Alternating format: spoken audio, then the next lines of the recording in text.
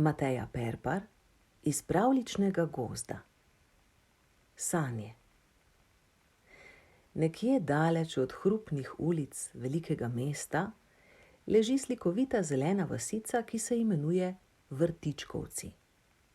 Pravzaprav je ta vasica silno majhna, saj obsega le 8 hiš, majhnih hišic s kvadratnimi okenci in strmimi rdečimi strehami. Ob vsaki hiši je vrt, pa ne majhen vrt, ampak pravi, velik vrt, s številnimi lično urejenimi gredicami, na katerih bujno uspeva vsakovrstna zelenjava. Največji in najlepši vrt je v lasti gospe Kosmičkove. To je okrogla ženička, stara okoli 65 let, ki vse svoje dni preživi med gredicami, kjer neutrudno seje, sadi, okopava in zaliva.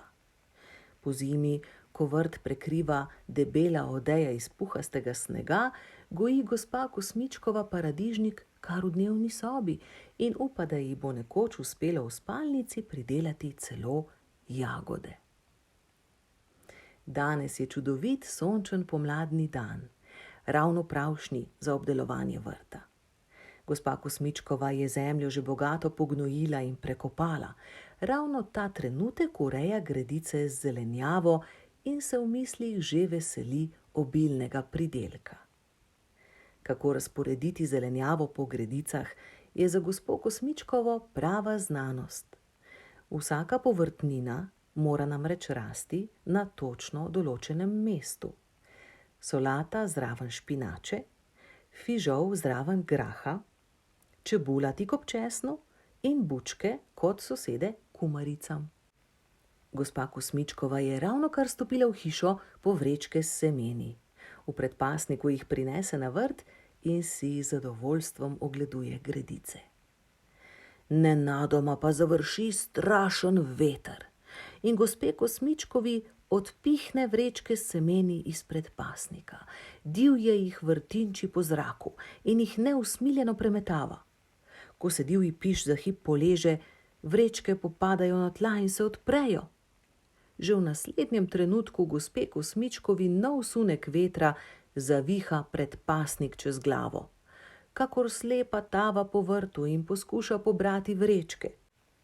S težavo ji uspe in ko se veter dokončno umiri, pobere stala raztresena semena in jih spravi nazaj. Potem skoči v hišo in se počeše, kajti, kot pravi sama, še zeljnata glava je urejena, pa je vse dni na vrtu. Nato se vrne med gredice, se zagnano loti dela ter seje in sadi do poznega večera. Že kmalu pogledajo iz zemlje prvi poganjki. Gospa Kosmičkova jih vzneseno zaliva in okopava, nežno in vztrajno skrbi zanje in vsako jutro je njen prvi pogled namenjen vrtu.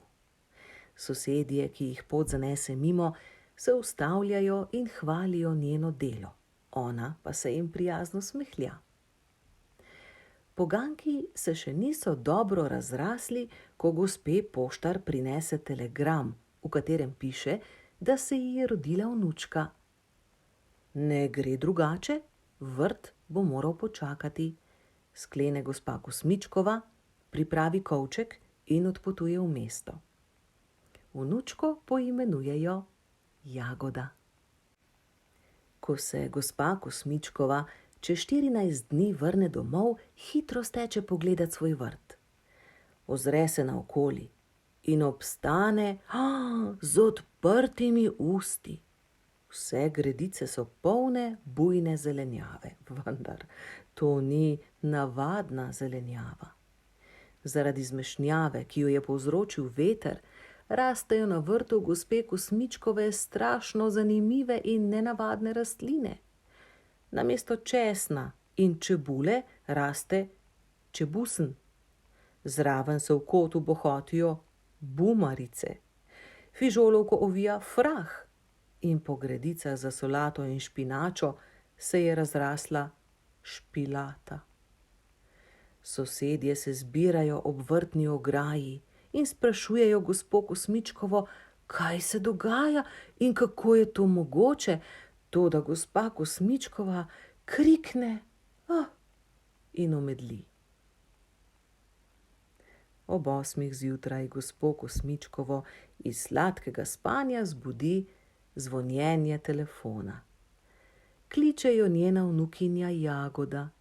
Deklica je stara 6 let in kriči od navdušenja, ker pride danes k babici in bosta na vrtu skupaj naredili sneženega moža. Ko se gospa Kosmičkova obrne in boječe pogleda skozi okno, vidi, kako s sivega neba nežno naletavajo ogromni beli sneženi kosmi. Potem pogleda na koledar, se zastrmi v poganjke paradižnika ob radiatorju in si globoko oddahne.